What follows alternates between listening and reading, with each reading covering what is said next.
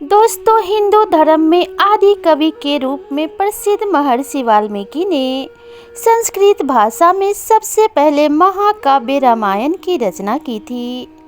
इसे वाल्मीकि रामायण के नाम से भी जाना जाता है। प्रभु श्री राम के जीवन पर आधारित इस महाकाव्य से मनुष्य को मर्यादा, सत्य, प्रेम, भ्रातृत्व, मित्रत्व व सेवक के धर्म की सीख मिलती है। वाल्मीकि जी के लिखे आदि काव्य श्री वाल्मीकि रामायण संसार का सबसे पहला काव्य माना गया है।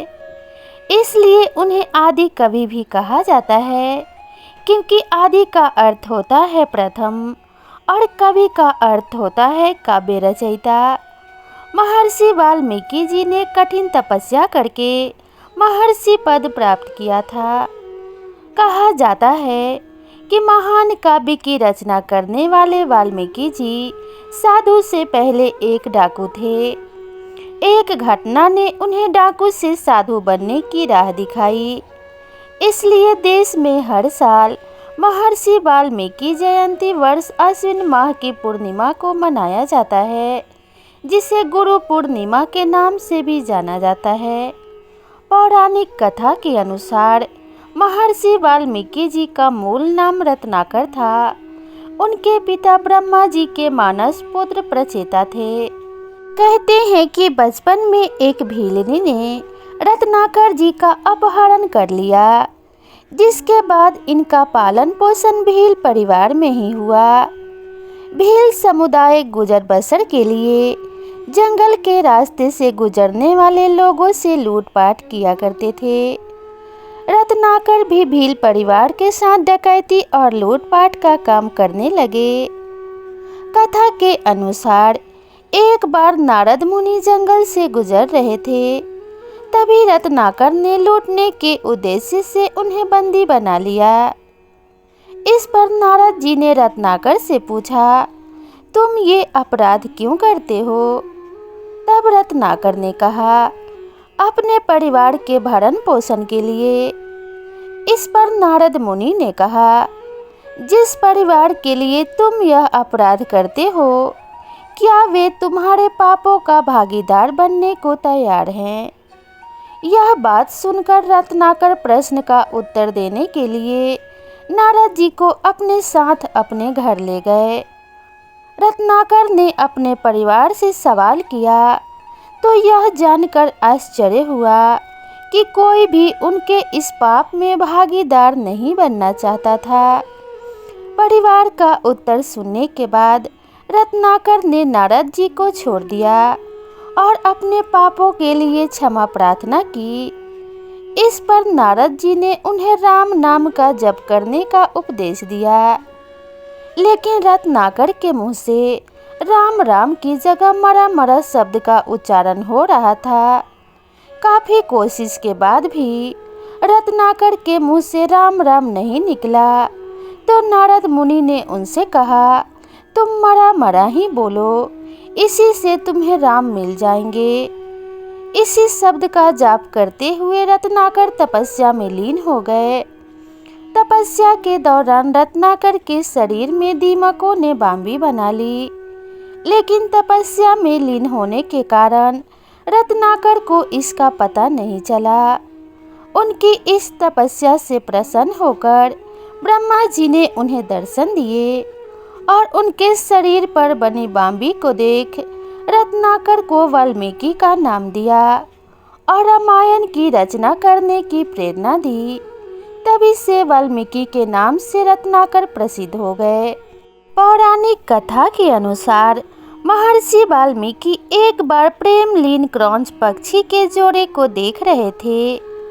पक्षियों को देखकर महर्षि काफी प्रसन्न थे और मन ही मन सृष्टि की इस अनुपम कृति की प्रशंसा भी कर रहे थे।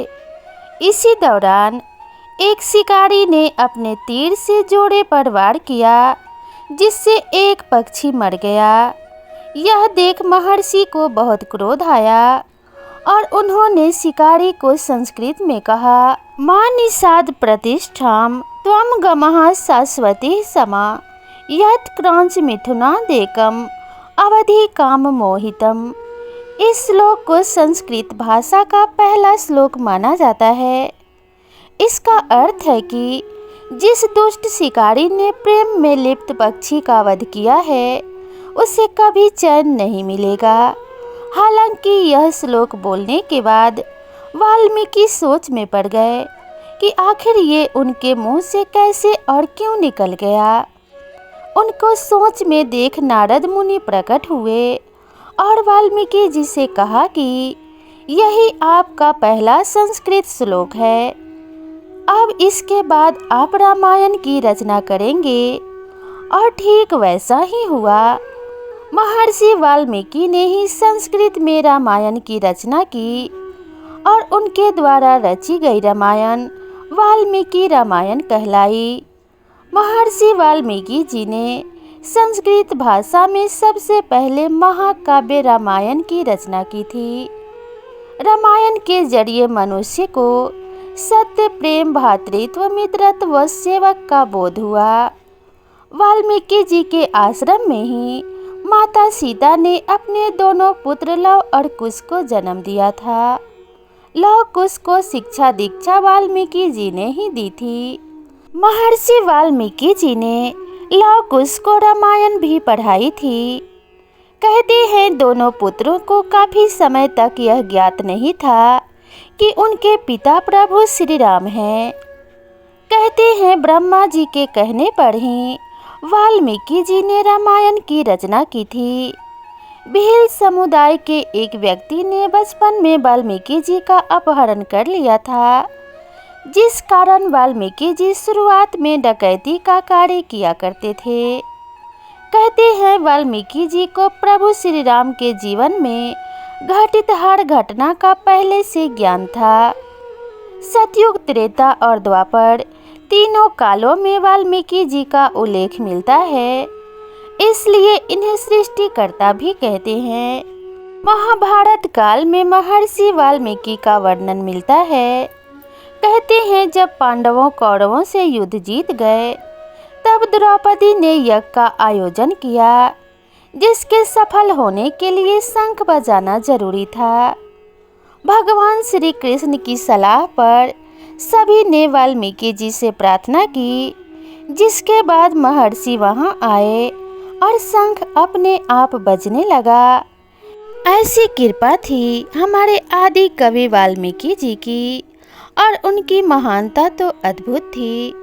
इसलिए वाल्मीकि जी को कभी भुलाया नहीं जा सकता।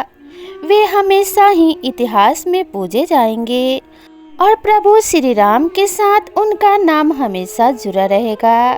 तो प्रेम से बोलिए जय श्री राम।